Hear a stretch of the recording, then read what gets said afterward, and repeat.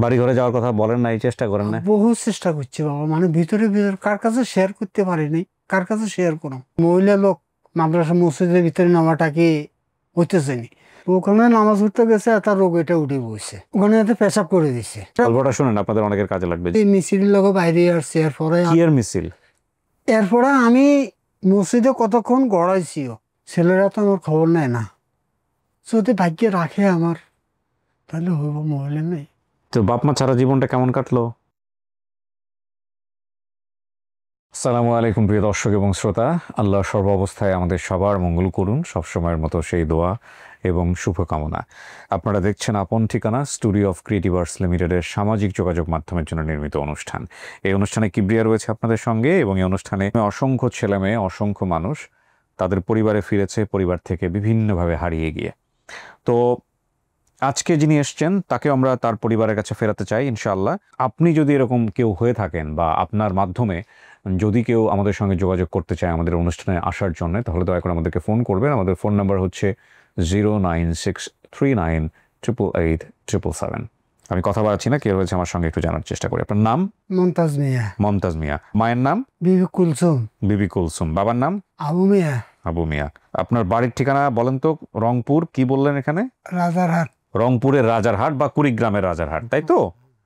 আপনাদের বাড়ির পাশে বড় বাজার, বাজারের পাশে রেল স্টেশন আছে, তাই না?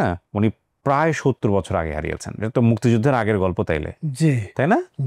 ওনার বয়স 74-75, উনি 5-6 বছর বয়সে হারিয়েছে, তার মানে প্রায় 70 বছর আগে। দেখা যাক কি হয়, আল্লাহ ভরসা। শুনি গল্পটা, শুনি কি হয়েছে। চাচা একটু বলেন তো আমাকে, একদম প্রথম থেকে বলেন। আমার ভাই একটা ছিল বড়, আমার ভাই মারা গেছে। আমার ভাইয়ের নাম মনে নেই। কেমনে কেমন হারালেন? বাড়ির থেকে শুরু করেন একবারে, শুনি গল্পটা। বাবা বাড়ির থেকে মানে বাইরে আসছি, মিছিলের লোক বাইরে আসছি। এরপরে কি এর মিছিল? কিসের মিছিল সেটা আমারও মনে নাই, মনে আসতেছে না। আর দ্বিতীয়ত রোজাতে আমি স্টক করিয়ে দিচ্ছি, বিগত রোজাতে। এরপর থেকে অনেক কিছু মনে নাই, মানে সব টোটালে নাই। স্ট্রোকটা কেমনে করলেন, কি ঘটনা একটু বলেন তো? স্টক করছি বাবা, এই আপনার কি কয় জানি, মানে কেমন অনুভব হচ্ছিল স্ট্রোক করার আগে? স্টক করাটা, গল্পটা শুনেন, আপনাদের অনেকের কাজে লাগবে। জি। স্টক করাটা মানে হইলো কি বাবা, এই রোজার মাস, রোজার হয় 10 তারিখ হবে নাকি 11 তারিখ হবে, এর ভিতরে হবে। ওই জামাতের লোক গেছে ওখানে, এই মসজিদে গেছে তাবলীগ। হ্যাঁ, যাওয়ার পরে ধরেন না নামাজ কালামও পড়তেছি, আমরাও পড়ি, ওনারাও পড়তেছে।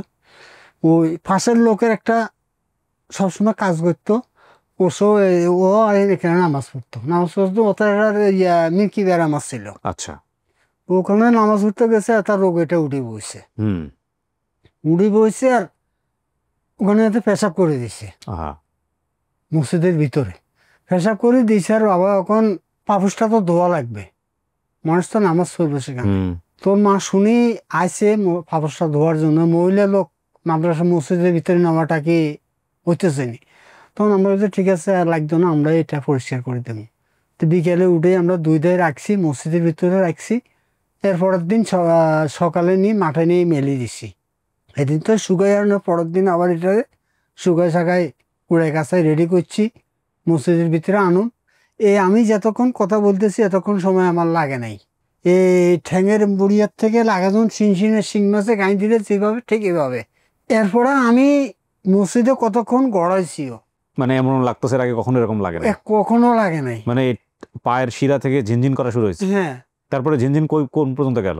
আমার এখান পর্যন্ত আসছে। আর তারপর মসজিদে গড়াইছি কতক্ষণ, এই মাথা ধরে এই মাথা শুধু গড়াইছি, কিছুতে দেখে কিছু কার্যকারী হইতেছে না। জামাতের লোকেরা আছে, তার একটা লোক আছে ফজর জোহরের নামাজ পড়ার জন্য। আমি ওকে বললাম ভাই কষ্ট করে আমার একটু বাসা পৌঁছায় দিই। তো তার কান্দের উপরে ভর করে দিয়ে বাসায় যাই ফুটছি, ডাক্তারের কাছে নিচ্ছে, ইঞ্জেকশন দিচ্ছে, মোটামুটি ওষুধের সাহায্যে এখন মোটামুটি কদ্দুর হাঁটতে পারতেছি না, হাঁটারও আমার কোনো অস্তিত্ব ছিল না। আল্লাহ আপনাকে বাঁচায় রাখুক। যাই হোক, আপনি আমার পর্যন্ত আসছেন, দেখি এর মধ্যে দিয়ে হয়তো আল্লাহ কোনো বরকত রাখছে। তো মিছিলে গেছেন, তারপরে কি হয়েছে? তারপরে বাবা কুনমুর থেকে কুনমুই আসছে বাবা, এটা আমার আর স্মরণ নাই। কি মনে পড়ে মিছিল এতটুকুই করতে পারি বাবা। হ্যাঁ, সেটা তো বুঝলাম। মিছিলের পর আপনি পাইলো কে? পাইলো মানে আরেকজনে পাইছে, সে জায়গার নামও ভুলে গেছি আমি। হ্যাঁ, পেয়া কি করছে?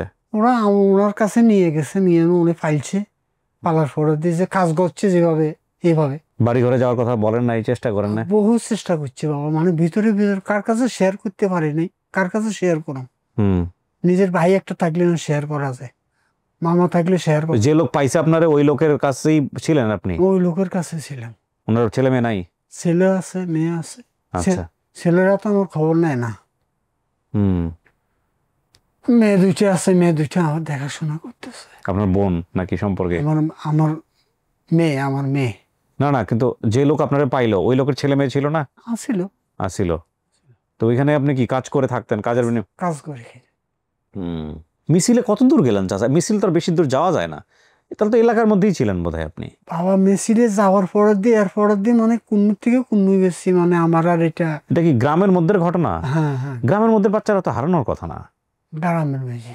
আর গ্রামের মিছিল কিসের মিছিল হইতে পারে? হয়তো কোনো মেলার মিছিল হইতে পারে, বা কোনো ধরনের এলাকার মধ্যে হয়তো কোনো ফুটবল খেলা টেলা হলে টুর্নামেন্টের মিছিল হইতে পারে। এই মিছিলের লগে আসছিলাম, এরপরে আর আমার আর বলতে পারি না। তো বাপ মা ছাড়া জীবনটা কেমন কাটলো? চালাইতেছে আপনাদের দোয়া, চলতে। কি করতেন আপনি? পেশায় কি ছিলেন? কাজ করি বাবা। লেবার? জি। আপনার ছেলে মেয়ে কয়জন? ছেলে মেয়ে 4 জন। 4 জন। আপনি আমার অনুষ্ঠানের খোঁজ পাইলেন কেমনে? কে বলছে আপনারে? ওই আমার শালার শালি একটা আছে, ও আমাকে বলছে ভাই এমনি থেকে এমনি এমনি একটু আমার কাছে আসেন, হুম। বা আসলে চাই আল্লাহ যদি দেয়, ভাগ্য যদি ভালো হয় তাহলে পাইতে পারেন। এই 70 বছরে আপনার কেউ কি বেঁচে আছে? সেটা আল্লাহ ভালো জানে বাবা, সেটা আমি বলতে পারি না। মার চেহারা মনে আছে? বাপের চেহারা মনে আছে? হালকা কিছু কিছু। কি করতো আপনার বাপে? কেলা পাতা বিক্রি করতো। কি? কেলা গাছ আছে না, কলা গাছের পাতা বিক্রি করতো? হ্যাঁ হ্যাঁ, কলা গাছের পাতা কার কাছে বিক্রি করবে? ও পানের জন্য নিত ওরা। ও, কলা গাছের পাতা বিক্রি করতো। জি। ভাই বোন? আপনার ভাই ছিল একটা বড়? ভাই একটা ছিল বড়, মারা গেছে। বোন 2টা ছিল, নাম মনে নেই। এত বছর পরে যদি বাপ মা বেঁচে না থাকে, এখন ভাইরা থাকতে পারে, ভাতিজিরা থাকতে পারে, এরা আসলে হবে? যদি ভাগ্যে রাখে আমার, তাহলে হইব, মহলে নেই। কি এক অদ্ভুত জীবন মানুষের, কত রকমের জীবন। এখন আপনি সারাটা জীবন ধরে কি বাপ মায়ের কথা মনে করছেন? কিছুটা মিস করছেন তাদেরকে? কারে করুন বাবা, ভিতরে ভিতরে যেটা জ্বলার সেটা তো অবশ্যই। সেটাই, সেটার কতটুকু প্রকাশ করা যায়? আপনার এলাকার লোকজন জানে না যে আপনি এরকম হারাই গেছেন ছোটবেলায়? জানে সবাই নাকি? জানতে পারে না, আপনার এলাকা মানে আপনি যেখানে বড় হয়েছেন, তারা কি সবাই জানে যে আপনি এরকম এই লোকের সন্তান না, আপনাকে ছোটবেলায় পাইছে? তারা জানে? জানে। আচ্ছা। তো ওনার নাম হচ্ছে মমতাজ মিয়া। এটা কি বাপ মায়ের দেয়া নাম? জি। এটা চেঞ্জ হয় নাই? জি। মমতাজ মিয়া। আপনি আসছেন নোয়াখালী থেকে? জি। আজকে নোয়াখালী থেকে আসছেন? এই কষ্ট করছি যে 1 সপ্তাহ। 1 সপ্তাহ ঢাকাতে? জি। কি করেন ঢাকাতে? আমি ওখানে আমার বললাম না, আমার শালার শালি একটা আছে, হ্যাঁ, আমি ওখানে আসছি। ওখানে আসছেন। জি। যাই হোক, এবার আল্লাহ যদি আপনার কপালে লিখে রাখে, এই রাজারহাট বাজার রংপুর বা কুড়িগ্রামের এই রাজারহাট বাজারের আশেপাশে খুঁজতে হবে। ওনার বাবার নাম ছিল আবু মিয়া, আর মায়ের নাম বিবি কুলসুম। 70 বছর আগের গল্প, কিন্তু এটা খুব ইম্পর্টেন্ট। 70 বছর আগের গল্প। এটা আসলে এই কেস সলভ হবে কিনা আল্লাহ ভালো জানেন। এটা আমরা চেষ্টা করবো, আমরা ওনাকে নিরাশ করবো না। আমরা যতদূর মনে পড়ে 66 বছর আগের গল্প আমরা বোধহয় সাকসেস করেছিলাম। যদি এটা আমরা সাকসেস করতে পারি তাহলে এটা একটা বিশাল ঘটনা হয়ে যাবে, এটাই সবচেয়ে পুরনো ঘটনা হয়ে যাবে। দেখা যাক চাচা, আমরা সবাই আপনার জন্য দোয়া করি, আল্লাহ চায় তো হবে ইনশাআল্লাহ। ঠিক আছে, আপনি আর কিছু বলবেন? জি না আব্বু। তাওয়াক্কাল তু আলাল্লাহ। প্রিয় দর্শক এবং শ্রোতা, একটা ভালো সংবাদের প্রত্যাশা আমরা শেষ করছি। আসসালামু আলাইকুম।